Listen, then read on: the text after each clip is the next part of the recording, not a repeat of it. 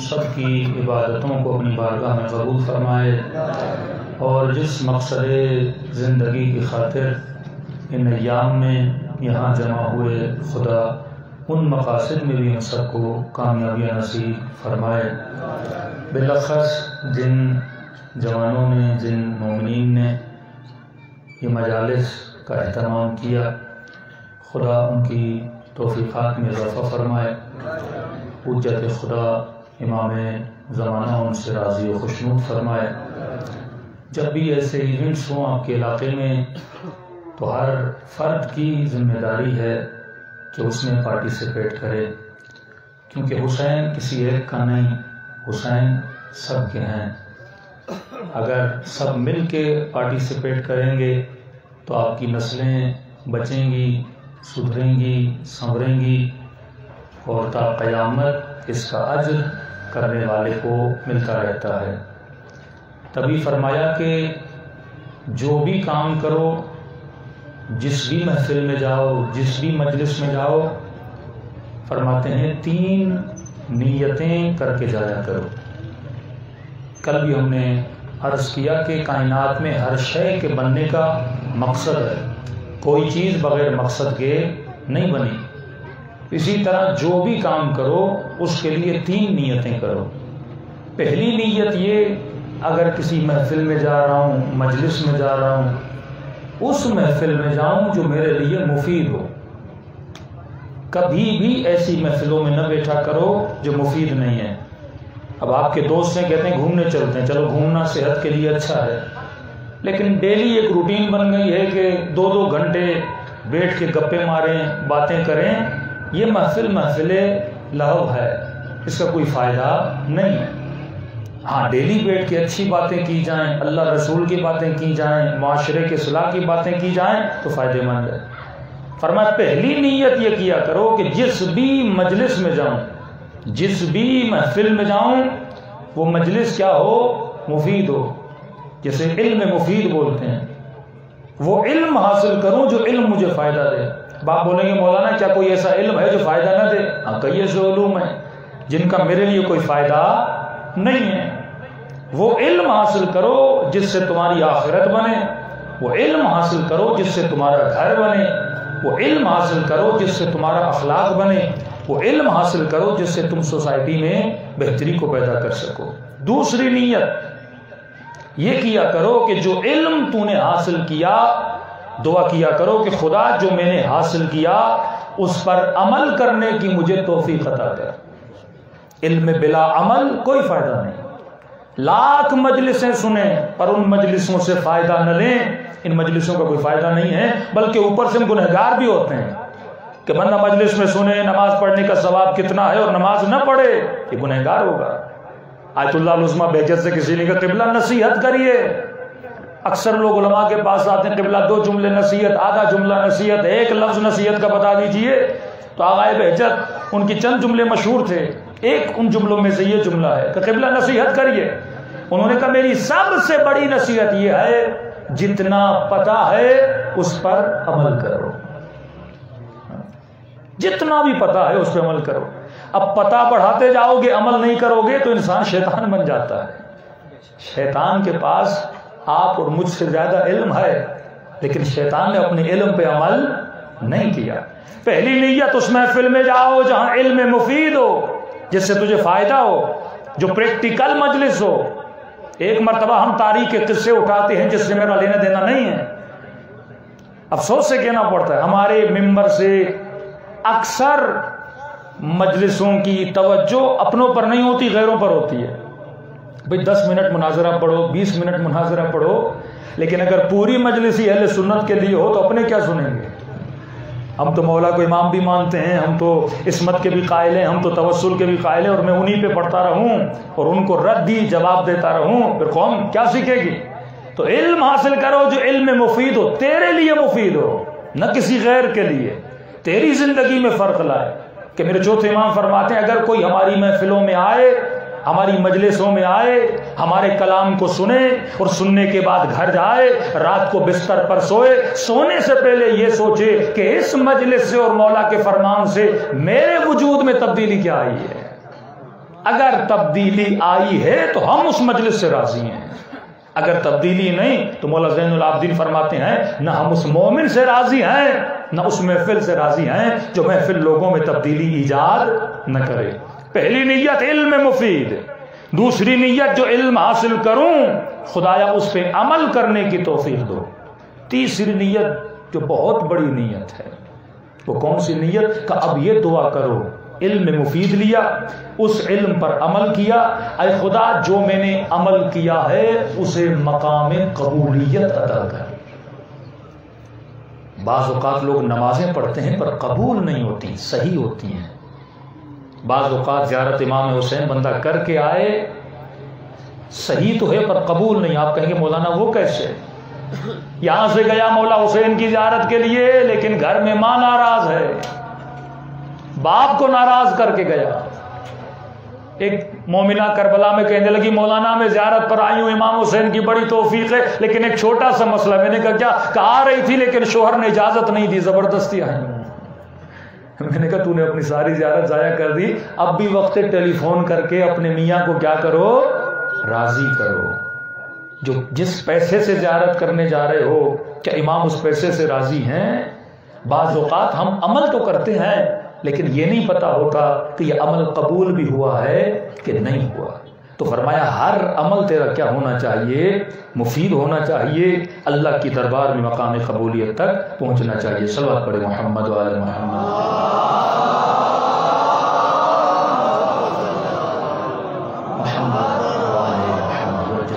ایک تو ہر مومن پر یہ لازم ہے آپ لوگ پارٹیسپیٹ کریں، وہ مالی تعاون ہو، وہ اخلاقی تعاون ہو، کسی بھی قسم کا تعاون ہو۔ آج کیونکہ وقت کم ہے، جلوس کی نکلنا ہے، تو مختصر عرائض میں ہی اپنے مجلس کے اختتام پر لے آؤں گا۔ دیکھیے پورے جاپان میں کمیونزم بڑھا۔ ایک ہمارے مومن تھے اسلام آباد کے رہنے والے، 1987 1986 ان سالوں میں وہ جاپان میں پی ایچ ڈی کرنے گئے، پڑھنے گئے تھے۔ تو کہتے ہیں مولانا جاپان میں کمیونزم کیسے بڑھا؟ دیکھیے ہر ملک میں ایک نظام آتا ہے، پھر وہ نظام بڑھتا ہے، لوگ جد و جہد کرتے ہیں۔ مثلا بر صغیر میں ایک ہی ملک تھا، ایک ریولیوشن چلی، جد و جہد چلی، مثلا 2 ملک بنے، پھر بنگالیوں نے ریولیوشن چلائی، مثلا 3 ملک ہو گئے۔ ایران میں شہنشاہیت تھی، لوگوں نے محنت کی، اس کے بعد حکومت ہے۔ لیکن یہ حکومت اسلامی یا کوئی ریولیوشن کیسے آتی ہے؟ ایسے نہیں آتی۔ بتاتے ہیں ایک ہفتے میں جاپان میں 22,000 اسٹڈی سرکل ہوتے تھے۔ اب اسٹڈی سرکل کیا ہے؟ یہ پہلے ہماری تنظیمیں ISO کی صورت میں، تحریک جعفریہ کی صورت میں پہلے کیا کرتی تھیں۔ کب ایک ہفتے میں 22,000 اسٹڈی سرکل ہوتے تھے۔ اسٹڈی سرکل کا مطلب ایک جوانوں کا گروہ، 20 جوان 25 جوان کہتے تھے آج آپ کے ہفتے میں نشست ہوگی، آپ کے گھر میں نشست ہوگی، وہ کہتے تھے کل آپ کے گھر میں ہوگی، پرسوں آپ کے گھر میں ہوگی۔ اسی طرح پورے جاپان میں ڈیلی بیسس پر کسی نہ کسی کے گھر میں کمیونزم کے ٹاپک پر گفتگو ہوتی تھی۔ گھر گھر میں انہوں نے کمیونزم کے نظریے کو بڑھا دیا، یہاں تک کہ پورے جاپان میں کمیونزم کا کیا آ گیا؟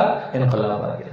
یہ جو ہم فضول نشستیں کرتے ہیں، اگر مومنین یہ طے کر دیں کہ بھائی ہفتے میں ایک دن آپ کے گھر میں اہل بیت کا ذکر بھی ہوگا اور ہم کسی ٹاپک پہ گفتگو کریں گے، اور 6 کے 6 لوگ 10 کے 10 لوگ اس ٹاپک پہ تیاری کر کے آئیں، مثلا نہج البلاغہ پہ گفتگو ہوگی، مثلا حکومت امیر المومنین پہ گفتگو ہوگی، مثلا جوانوں کی شادیوں کے مسائل ہیں اس پہ گفتگو ہوگی، مثلا ہمارے معاشرے میں حجاب کا مسئلہ ہے اس پہ گفتگو ہوگی، مثلا ابھی ثقافتی یلغار معاشرے میں پھیل رہی ہے اس پہ گفتگو ہوگی کہ اپنے معاشرے کو بچانا کیسے ہے، کہ کمیونٹی کے ہر فرد کو ایک خاص ٹاپک میں انگیج کرنا، اسے اسٹڈی سرکل کہتے ہیں۔ یہی صورتحال ایران کی تھی کہ امام خمینی کبھی ترکی میں بیٹھے ہیں، کبھی فرانس میں تھے، کبھی عراق میں تھے۔ خمینی کے نہ ہوتے ہوئے ایران میں انقلاب کیسے آیا؟ انہوں نے مسجدوں کو اسٹڈی سرکل بنا دیا۔ ہمارے یہاں مسجد صرف ہے نماز پڑھنے کے لیے اور کوئی کام ہی نہیں ہے مسجد کا۔ آغا قراتی غالباً 22 پوائنٹ بتاتے ہیں جو کام مسجد میں ہونے چاہیے۔ نکاح مسجد میں ہونا چاہیے، مومنین میں جھگڑا ہو صلح مسجد میں ہونی چاہیے. کسی کے پاس سونے کے لیے جگہ نہیں، اس کے سونے کی بندوبست مسجد میں ہونا چاہیے. فقراء کا رجوع مسجد میں ہونا چاہیے. سیاسی معاملات کے فیصلے مسجد میں ہونے چاہیے. خطے اور علاقے اور گاؤں کے مسائل مسجد میں سولو ہونے چاہیے. مسجد صرف نماز کے لیے نہیں ہے. رسول خدا کے زمانے میں فیصلے مسجد میں، عدالت مسجد میں، ہر شے مسجد میں ہوتی تھی، کیونکہ مسجد محل رجوع ہونا چاہیے عوام کے لیے. لیکن آج اذان آتی ہے، کتنے لوگ مسجد میں ہوتے ہیں؟ 15 لوگ، 20 لوگ. اس دن میں آپ کی مسجد میں نماز مغرب کے لیے آیا، شاید 15 لوگ مسجد میں تھے. یہ مقام تعصب ہے. ایک گاؤں میں 15,000، 10,000، 5,000، 2,000 بھی لوگ رہیں، لیکن جب مسجدوں سے اذانوں کی آوازیں آئیں، اس مسجد میں 15 لوگ آئیں، یہ ایک معاشرے کی تنزلی کی نشانی ہوتی ہے. حی علی الصلاۃ، نماز کی طرف آؤ، اور بندہ مسجد میں نہ بیٹھا ہو. مومن علاقوں کی نشانی ہے کہ ان کی مسجدیں بھری ہوتی ہیں. متدین علاقوں کی نشانی ہے کہ اللہ کے گھر بھرے ہوتے ہیں مختلف مناسبات میں.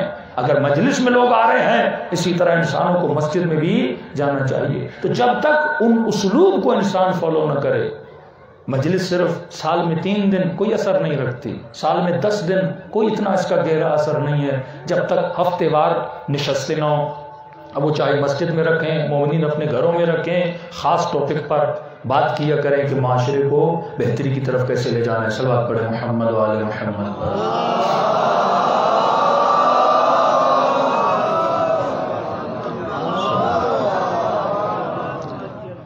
دوسری بات، اہل بیت کی ذات کو ماننا اور ہے، اہل بیت کی بات کو ماننا اور ہے.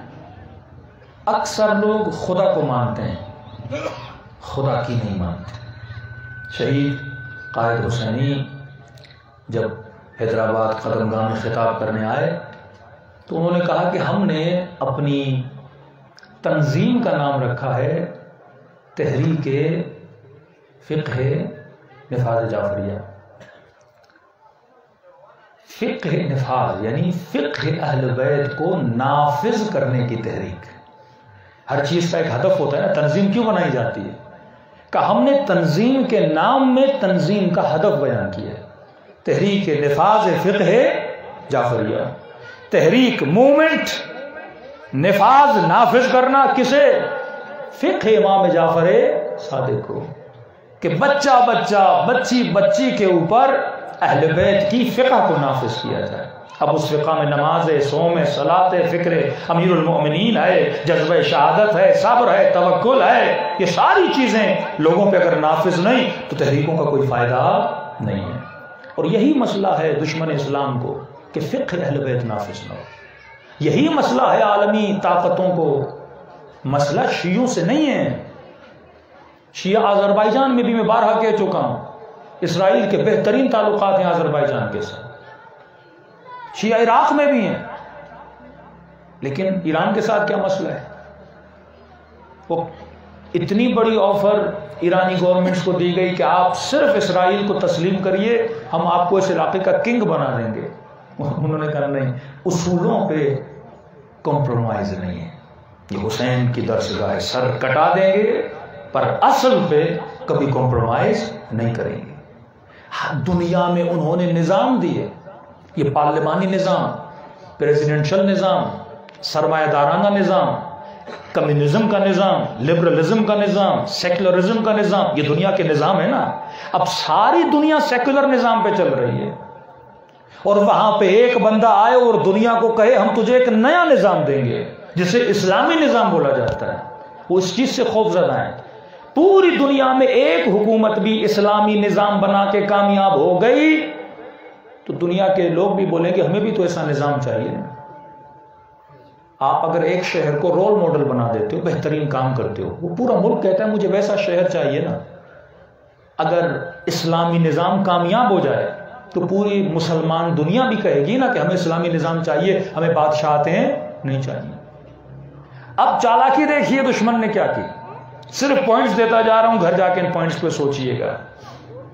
یہاں حکومت اسلامی بنی، ایک نظریہ بنا، نہ شرقی نہ غربی، نہ شرق کا نظام چاہیے، امام خمینی کا نعرہ تھا، نہ شرقی نہ غربی، حکومت جمہوری اسلامی نہ شرق کا نظام چاہیے نہ غرب کا نظام چاہیے. ہمیں نظام ایک چاہیے، قال قال رسول اللہ، قرآن کا نظام، اللہ کا نظام، احکام الہی کا نظام. اب جیسے یہ حکومت بنی مشکلات تو کھڑی کی گئیں، اب دنیا میں تعریفیں بھی ہونے لگیں، عدل ہے، انصاف ہے، تو انہوں نے ساتھ میں ایک اور حکومت بنا دی 1997 میں، طالبان کی حکومت. وہ بھی بولا کہ حکومت کون سی ہے؟ حکومت اسلامی. اب کتنی حکومتیں بنی؟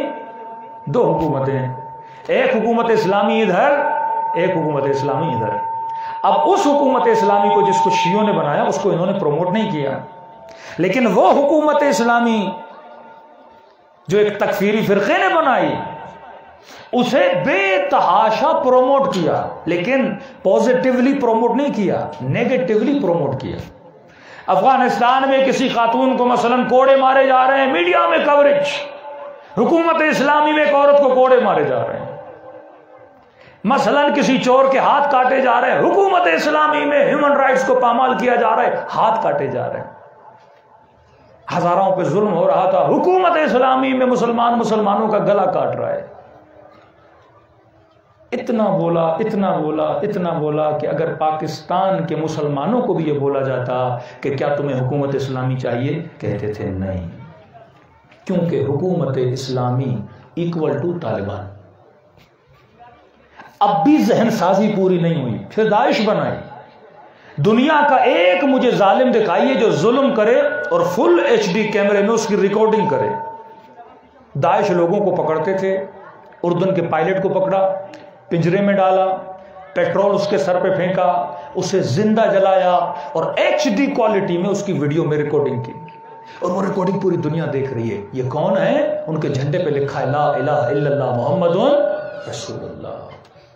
جہاں بم دھماکہ ہو اللہ اکبر، جہاں قاتل اللہ اکبر، جہاں غارت اللہ اکبر. پھر ٹرائل کیا کہ وہاں انگریزوں کے یہاں کوئی بندہ بیگ پھینک کے اللہ اکبر کہتا تھا، سارے بھاگ جاتے تھے. اللہ اکبر کا مطلب یہ بم پھوڑنے والا ہے. لفظوں اور مفاہیم کو بدل دینا کہ اب کسی کے ذہن میں بھی حکومت اسلامی کا لفظ بھی آئے گا تو فوراً ذہن میں داعش آئے گا، فوراً ذہن میں طالبان آئے گا، ظلم اور جبر اور استبداد کا تصور آئے گا، تاکہ پوری دنیا میں کوئی بھی مسلمان یہ جرت بھی نہ کرے کہ ہمیں حکومت اسلامی چاہیے. مصر میں انقلاب آیا، کسی مسلمان نے نہیں کہا ہمیں حکومت اسلامی چاہیے. تیونس میں انقلاب آیا، کسی مسلمان نے نہیں کہا ہمیں حکومت اسلامی چاہیے. انقلاب آتے گئے لیکن کا نہیں، حکومت اسلامی نہیں، کیونکہ حکومت اسلامی مطلب داعش، حکومت اسلامی کا مطلب قاتل، حکومت اسلامی کا مطلب گلوں کا کاٹنا، کہ ہمیں نہیں چاہیے. مفاہیم کو بدل دینا یہ دشمن کا کام ہے. شام میں جب شام والوں کو پتہ چلا نا علی مسجد میں مارے گئے، تو شامی کہنے لگے علی مسجد کیا کرنے گئے تھے، علی کا مسجد سے کیا لینا دینا. مفاہیم کو اتنا بدل دو، اتنا بولو کافر شیعہ کافر شیعہ کافر، تاکہ ہر مسلمان جب لفظ شیعہ سنو اس کے ذہن میں فوراً جو پہلا کانسیپٹ آئے وہ کفر کا کانسیپٹ آئے. یہ ٹیکنیک ہے. اتنا پروپیگنڈا کرو، اتنا ریپیٹ کرو کہ لوگ، یعنی لفظ شیعہ آئے ذہن میں فوراً کیا آئے، کافر آ جائے. اور یہ ٹیکنیک عمران خان کو بہت اچھی آتی تھی، بڑے اچھے طریقے سے وہ کھیلتا تھا. وہ ایک چیز کو اتنا دہراتا تھا کہ نواز شریف کا نام آئے ساتھ چور آتا تھا. اس کے جلسے میں اس کے لوگ بعض اوقات بول دیتے تھے چور. اتنا اس نے ذہنوں میں بٹھا دیا. یہ ٹیکنیکس ہوتی ہیں، یہ لیڈرشپ کوالٹیز ہوتی ہیں کہ عوام کے ذہنوں کو مانیٹر کیسے کیا جائے. اپنی تقریروں میں ایک چیز کو اتنا ریپیٹ کرو کہ لوگوں کی ذہن سازی بن جائے، مفاہیم بدل جائیں. کہ آج کوئی مسلمان نہیں کہتا کسی ملک کا کہ حکومت اسلامی چاہیے، کیونکہ لوگ کہتے ہیں حکومت اسلامی میں قتل، حکومت اسلامی میں غارت، حکومت اسلامی میں فرقہ واریت، حکومت اسلامی میں سر کٹیں گے، ہمیں نہیں چاہیے۔ کون سی حکومت چاہیے؟ کہ سعودی عرب کا شہزادہ کہتا ہے کہ 50s میں ہم سعودی عرب کو ایشیا کا یورپ بنائیں گے۔ یورپ رول ماڈل کون ہے؟ یورپ ہے، ویسٹرن ورلڈ ہے۔ آپ کے حکمران اپنی تقریروں میں کیا کہتے ہیں؟ ہم لندن بنائیں گے، ہم پیرس بنائیں گے۔ کوئی نہیں کہتا ہم مدینہ بنائیں گے۔ رول ماڈل پیرس ہے، رول ماڈل وہ ہے، وہ نظام۔ یہ جنگ نظام ہے۔ تبھی فرمایا امام زمانہ کے ظہور سے پہلے سارے نظام کلیپس کریں گے، سارے نظام نیچے گریں گے، اور دنیا کے ہر ملک اور ہر قوم کا فرد یہ بولے گا کہ ہمیں ایک نیا نظام چاہیے، کیونکہ انہوں نے اتنے نظام بنائے، بنا کے تھک گئے۔ پارلیمانی نظام ناکام، پریزیڈنشل نظام ناکام، سرمایہ دارانہ نظام ناکام، کمیونزم ناکام، سارے نظام کلیپس کر گئے۔ جب ایک سطح آئے گی پھر ہر بندہ بولے گا ہمیں نیا نظام چاہیے، اور اس نئے نظام کو نافذ کرنے کے لیے خدا علی کے بیٹے حجت خدا کو بھیجے گا۔ صلوات پڑھیں محمد۔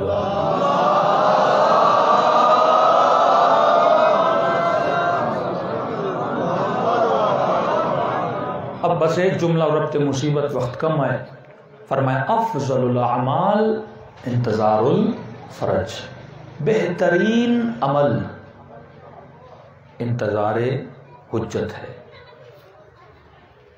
اب لوگوں کے ذہنوں میں انتظار کا کانسیپٹ کیا ہے؟ یہ لفظوں کی بحث بڑی ہے، کیونکہ لفظ اپنے ساتھ معنی رکھتا ہے، مفہوم رکھتا ہے۔ مسلمان لفظوں کو مانتے ہیں، مفاہیم کو نہیں مانتے۔ مثلا من کنت مولا فاز علی مولا سے کوئی مسلمان انکار کر ہی نہیں سکتا۔ مسئلہ آتا ہے مفہوم میں۔ ہم کہتے ہیں مولا کا مطلب ولی ہے، امام ہے، وہ کہتے ہیں مولا کا مطلب دوست ہے۔ یہاں پہ انسان پھنستا ہے۔ تو اگر مفاہیم کلیئر ہو جائیں تو لوگوں کے عقیدے بھی کلیئر ہو جائیں گے۔ افضل الاعمال انتظار الفرج، بہترین عمل امام کا انتظار ہے۔ اب لوگ کیا سمجھتے ہیں امام کے انتظار کا مطلب یہ تسبیح ہاتھ میں پڑھو اور کہو عجل فرجہم عجل فرجہم عجل فرجہم، یہ امام کا انتظار ہے؟ نہیں، اس کا عمل ہے۔ انتظار کیا ہے؟ عمل ہے۔ ایک جگہ بیٹھ کے بات کرنے کا نام نہیں ہے۔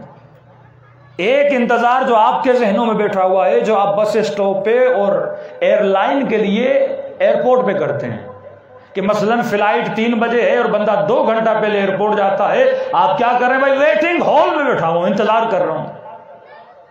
بعض لوگ سمجھتے ہیں امام کا انتظار ہمیں ایسے ہی کرنا ہے کہ جب ظہور ہوگا اور ہم نے بیٹھ کے کیا کرنا ہے؟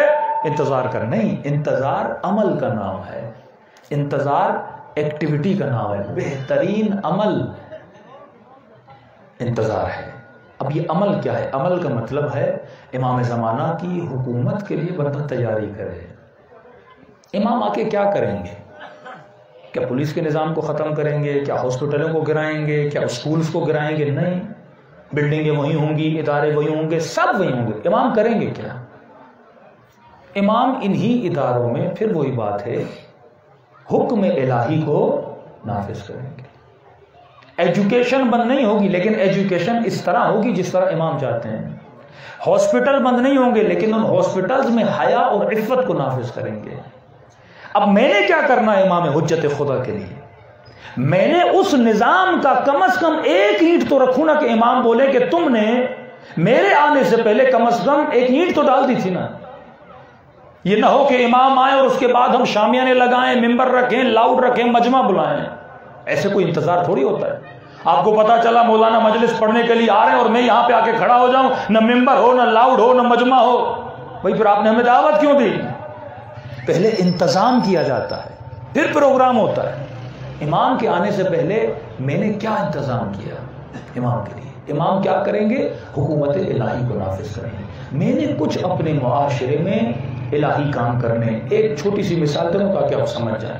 فقہی مسئلہ ہے، کوئی بھی خاتون، لیڈی خاتون، مرد ڈاکٹر کو دکھانا حرام ہے اس کے لیے۔ یہاں تک مراجع فرماتے ہیں اگر نگر میں مرد ڈاکٹر نہیں ہے تو گلگت چلے جاؤ۔ خاتون ڈاکٹر نہیں ہے تو گلگت چلے جاؤ. مرد ڈاکٹر ٹچ نہیں کر سکتا. ہاں اگر دور بیٹھ کے صرف دوائی لینی ہے تو اس کی اجازت ہے، لیکن جہاں معاملہ ٹچ کرنے کا ہو شرعاً حرام ہے. اب یہ نظام حکومت الہی کا ایک مسئلہ ہے. مسئلہ یہ ہے کہ بھائی خواتین ہیں، خواتین بیمار ہوتی ہیں، لیکن لیڈی ڈاکٹرز نہیں ہیں. ایک فقہی مسئلہ ہے کہ ہر بندہ اپنی بیوی کو، اپنی بیٹی کو مرد ڈاکٹر کے پاس بھیج رہا ہے. سب سے بڑا مسئلہ تو گائنولوجسٹ میں آتا ہے، بچے کی پیدا کرنے میں آتا ہے، آپریشن کے مسائل ہیں. ایک مسئلہ ہے. اب اس کا حل کیا ہے؟ مثال دے رہا ہوں، چھوٹی سی مثال دے رہا ہوں. اس کا حل یہ ہے کہ معاشرے میں لیڈی ڈاکٹرز ہونی چاہیے. ایک خاتون ڈاکٹر بنتی ہے پیسے کے لیے، اس کا ہدف الہی نہیں ہے.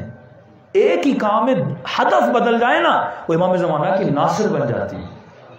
ایک بندہ ڈاکٹر بن رہا ہے صرف پیسے اور مال جمع کرنے کے لیے، اس کا کوئی فائدہ نہیں ہے.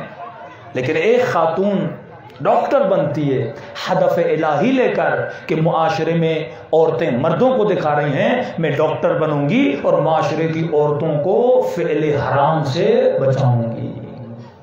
یہ ایک سیڑھی رکھی اس نے نظام میں امام زمانہ کو نافذ کرنے کے لیے. اسکولز ہیں، کالجز ہیں، لڑکیاں لڑکے آپس میں پڑھ رہے ہیں. امام اس کے مخالف نہیں ہے پڑھائی کے، لیکن ایک مومن نیٹ رکھے کہ میں کوئی ایسا کالج بناؤں گا، اسکول بناؤں گا، بچیاں الگ ہوں اور مرد الگ ہوں. یہ سیڑھی رکھی ہے کس کے لیے؟ نظام حکومت امام زمانہ کے لیے. تو یہ چھوٹے چھوٹے کام ہیں، لیکن آپ سپاہی بن سکتے ہیں امام زمانہ کے لیے. معصوم فرماتے ہیں اللہ اجر دیتا ہے نیتوں کو دیکھ کر، عمل نہیں دیکھتا، نیت عمل دیکھتا ہے. ملتا ہے کہ نبی اپنے اصحاب کے ساتھ ایک جگہ پہ رکے. اب صحابی بہت زیادہ تھے، کسی کے پاس گھوڑے، کسی کے پاس خچر، کسی کے پاس اونٹ. اب دریا کے کنارے گئے پانی وانی پینے. اب اونٹ کسی کا ادھر جا رہا ہے، کسی کا ادھر جا رہا ہے. ایک مومن نے کیا کیا، زمین پہ کیلا لگایا اور سب کے اونٹوں کی رسیاں اس کیلے سے باندھ دی تاکہ یہ حیوان بھاگ نہ جائیں. رسول خیمے میں کہنے لگا یا رسول اللہ آج میں نے بہت اچھا کام کیا. کیا کیا؟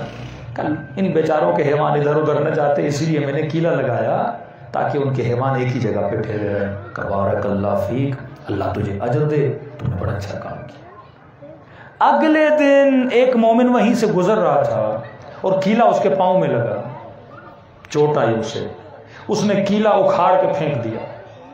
آیا رسول خدا، یا رسول اللہ میں نے آج بڑا اچھا کام کیا ہے. کیا کیا؟ کہ جا رہا تھا کیل پاؤں میں لگی، میں نے اکھاڑ کے پھینک دی تاکہ کل کوئی اور مومن آئے اس کے پاؤں میں نہ لگے. رسول نے کہا بارک اللہ فیک، تو نے بڑا اچھا کام کیا. تو کیل لگانے والے کو بھی اجر ملا، کیل نکالنے والے کو بھی اجر ملا. خدا لگانا یا نکالنا نہیں دیکھتا، بندے کی نیت کو دیکھتا ہے. نیت اگر بندے کی اچھی ہو، آپ قدم تو اٹھاؤ نا امام زمانہ کے لیے، قدم اٹھاؤ. ایک چیز میں نے نوٹ کی، خواتین کے لیے عرض کر رہا ہوں. عراق جب میں گیا، ابھی ریسنٹلی میں عراق تھا، شدت کی گرمی، یعنی 52 53 55 کی گرمی، یعنی 5 منٹ بھی کھڑا ہونا ہمارے لیے مشکل تھا. اس شدت بری گرمی میں نے کربلا میں بھی، نجف میں بھی، دونوں جگہوں پہ ہم جاتے ہیں بعض چیزیں نوٹ کرتے ہیں. اس شدت بری گرمی میں بھی میں نے خواتین کو دیکھا، انہوں نے اپنے پاؤں میں جورابیں پہنی ہوئی تھی. اس سے پتہ چلتا ہے کہ وہاں کے مراجع نے وہاں کی خواتین پہ شرعی مسائل میں بڑا کام کیا ہے. خواتین پہ واجب ہے مجلسوں میں آئیں، گھر سے باہر نکلیں، گلیوں میں جائیں، پاؤں ننگے کر کے چلنا، مطلب جورابیں پاؤں پر نہ ہو، وہ خواتین کے لیے کیا ہے؟ حرام ہے. 9 سال کے بعد بچیوں کو عادت دلائیں حجاب جناب سیدہ فاطمہ کی. ایک تو ہمارا پاکستانی لباس ہے، ایک حجاب ہوتا ہے بڑی چادر کا اوڑھنا، جس سے انسان کی جسامت کا پتہ نہ چلے. کوئی بندہ پتلا ہے، کوئی بندہ موٹا ہے. 9 سال کے بعد بچیاں بالغ ہوتی ہیں، سب سے پہلا گفٹ، سب سے پہلا ہدیہ جو باپ اپنی بیٹی کو دے، وہ ایک بڑی چادر کا ہدیہ دے. چادروں کی کمی ہے، جو پاکستانی دوپٹہ ہے وہ بھی صحیح ہے، لیکن بڑی چادر اوڑھنا یہ جناب سیدہ فاطمہ زہرا سلام اللہ علیہا کی سیرت ہے. بی بی کی سیرت کو بیان کرنے کے لیے ایک جملہ اور ربط مصیبت مصلی عبادت پر بیٹھی ہیں، تسبیح الہی کر رہی ہیں، ہاتھ زخمی ہیں، پریشان ہیں۔ فضا کہتی ہیں بی بی پریشان کیوں ہیں؟ فرماتی ہیں فضا میں دنیا سے چلی جاؤں گی، عرب کے یہاں رواج ہے وہ جنازوں کو تختے پہ یا چارپائی پہ رکھتے ہیں۔ آپ کے یہاں میں کوئی مر جائے آپ چارپائی پہ رکھتے ہو، تختے پہ رکھتے ہو؟ کہ فضا میں نہیں چاہتی میرے بدن پر کسی نامحرم کی نگاہ پڑے مرنے کے بعد، اور یہاں ہم زندہ چلیں، مرنے کے بعد میرے بدن پر کسی کی نگاہ پڑے، وہ بدن جس نے کفن پہنا ہوا ہے، وہ بی بی جس نے وصیت کی کہ علی مجھے رات کے اندھیرے میں دفن کرنا، بی بی اندھیرے میں کس کو نظر آئے گا؟ ہمیں سکھا رہی ہیں، شیعوں کو بتلا رہی ہیں کہ فضا جب کبھی بھی کفن ہوگا، کہ نہیں فضا جب بدن چارپائی پہ ہوگا نا تو پتہ چلتا ہے یہ بدن موٹا ہے، یہ بدن پتلا ہے، اس کی جسمانیت کیا ہے۔ اس وقت فضا نے کہا کہ بی بی ہمارے حبش میں خواتین کے جنازوں کو تابوت میں ڈالا جاتا ہے، اسی وقت وصیت کی کہ علی کو کہو میرے لیے تابوت بنائے۔ دنیا سے جا رہی ہیں لیکن آپ کو درس دے کے جا رہی ہیں، حیا نہیں، عفت نہیں تو کچھ بھی نہیں۔ حضرت آدم کو کئی چیزیں جب جبرائیل دینے آئے تو آدم نے حیا مانگا، اصل ہے حیا، اور آج سب سے بڑا حملہ اگر معاشروں پر ہے تو حیا پر ہے۔ بڑے ظلم ہوئے کربلا میں، لیکن 40 سال جس بات پہ زین العابدین روتے رہے نا، وہ ماؤں بہنوں کی چادر پہ روتے رہے۔ خدا را چادروں کی حفاظت کریں، جوان اپنی آنکھوں کی حفاظت کریں، ان آنکھوں میں امام کی زیارت کرنی ہے، ان آنکھوں کو گناہوں کی آلودگی سے بچائیں۔ کہتے ہیں جب بھی روتے تھے تو کہتے تھے الشام الشام الشام۔ کسی نے کہا مولا کیوں رو رہے ہیں؟ امام زین العابدین نے کہا ایک منظر سوچ کے مجھے بڑا رونا آ رہا ہے کہ مولا 8 سے 9 مقامات ہیں شام کے جس کو امام یاد کر کے روتے تھے۔ کہ ایک مقام تھا جب میری ماں اونٹنی پر تھی ہماری، اور یہ شامی پتھر مار رہے تھے، کہتے پتھر اونٹنی کے منہ کو لگتے تھے تو امام فرماتے اونٹنی دھیکتی تھی کبھی ادھر کبھی ادھر، اور فرماتے میرے ہاتھ بندھے تھے، اور میری ماں کی گود میں بچہ تھا۔ وہ بی بی پریشان ہوتی تھی کہ خود کو بچائے یا بچے کو بچائے یا اپنی غذا کو بچائے۔ یہ عالم تھا جس پہ اہل بیت روتے تھے، غیور تھے، اپنی غیرتوں کو سنبھالیے۔ بندہ بندی اہل بیت کے مسائل پہ روئے اور کم از کم لاج رکھے اہل بیت علیہ السلام کی، دلوں کو کربلا لے کر چلیں، سلام کریں مظلوموں کو جنہوں نے اپنا سب کچھ راہ خدا میں لٹا دیا۔ السلام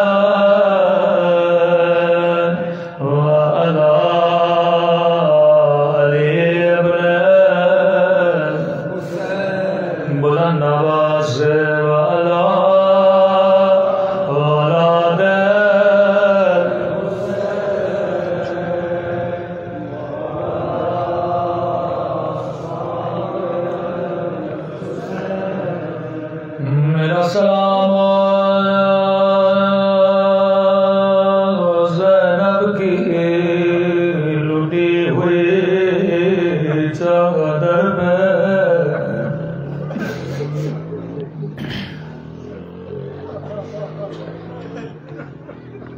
मेरा सलाम सकीना की यतीमी पे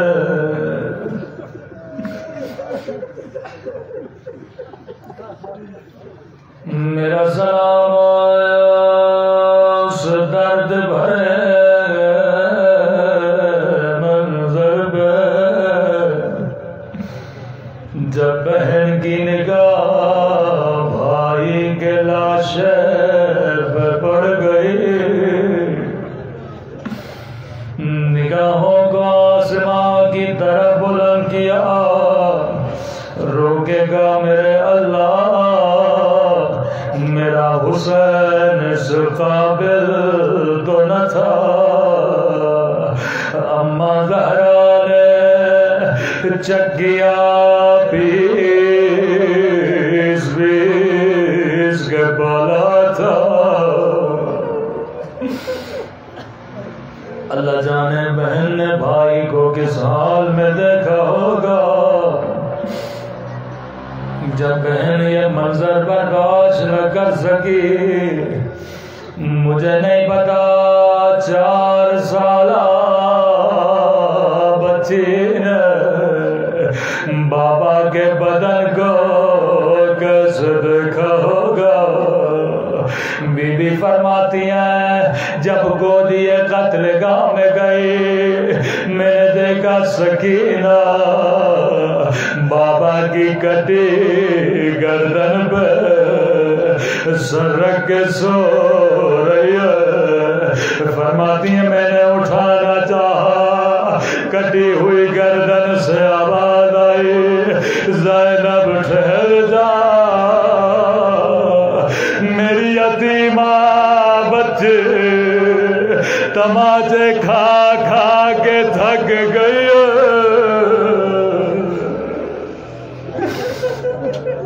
बीबी फरमाती है जब सकीना होश में आए मैंने कहा सकीना तूने बाबा को कैसे पहचाना बदन या लिबास से पहचाना जाता है या सर से पहचाना जाता है सकीना बाबा के बदन पे लिबास नहीं है बाबा के बदन पे सर मौजूद नहीं है बच्ची कहती है पुप्पी अम्मा जब गोदी कत्लगाह में आए मुझे कहीं मेरा बाबा नजर नहीं आया जब ढूंढ ढूंढ के थक गए एक कटी हुई गर्दन से आवाज आए इलैया इलैया ओ मेरी यतीमा बच्चे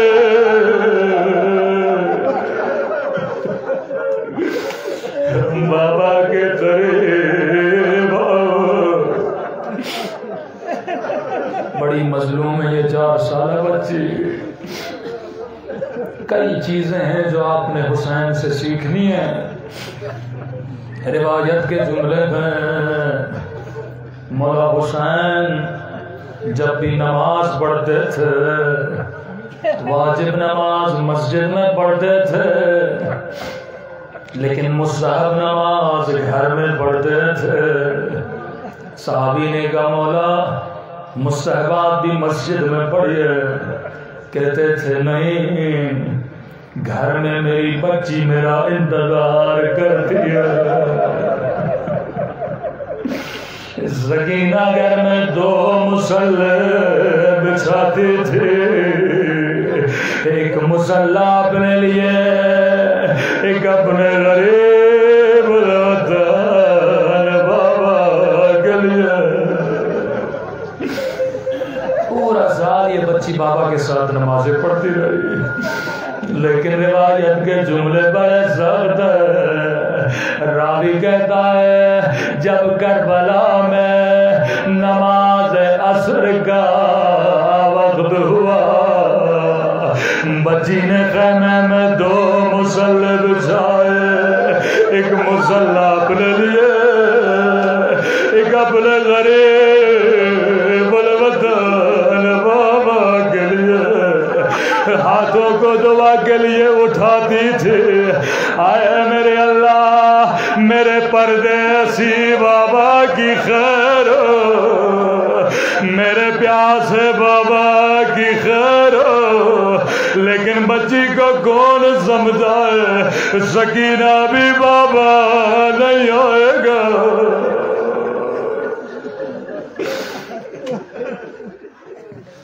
اچانک سکینہ کو کسی کے چلنے کی آواز آئی. بچی دوڑی دوڑی خیمے سے باہر گئی. لیکن سنو گے بچی نے کیا دیکھا؟ بچی نے دیکھا ایک مرتبہ دیکھا شمر ہے ہاتھ میں داد آلا. اللہ کسی بچی کو بابا کا قاتل نہ دکھائے.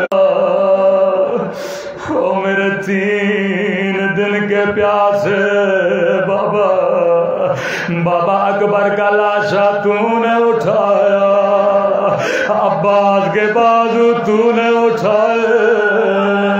وہ لاشیں اٹھا اٹھا کر تھک جانے والے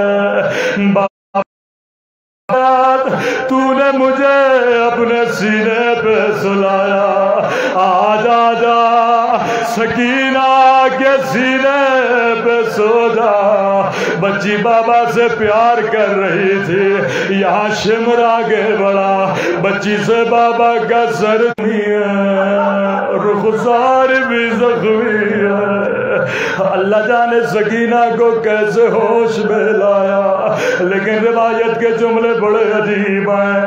راوی کہتا ہے بچی کی آنکھیں کھلی، نگاہ پھپھی پہ پڑی. سکینہ نے یہ نہیں کہا پھپھی اماں شمر نے تماچے مارے، یہ نہیں کہا میرے در چھینے، یہ نہیں کہا پھپھی اماں میرے بابا کا سر کاٹا گیا. او میری ماں بہنوں مجلس میں آنے والیوں، سنو سکینہ نے کیا کیا. جیسے نگاہ زینب کے چہرے پہ پڑے پہلا سوال کیا، او پھپھی اماں آپ کی چادر کہاں ہے؟ زینب نے کہا سکینہ جو شمر تیرے در لے گیا او میری چادر بھی لے گیا. لعنت اللہ علی القوم الظالمین. ماتم حسین.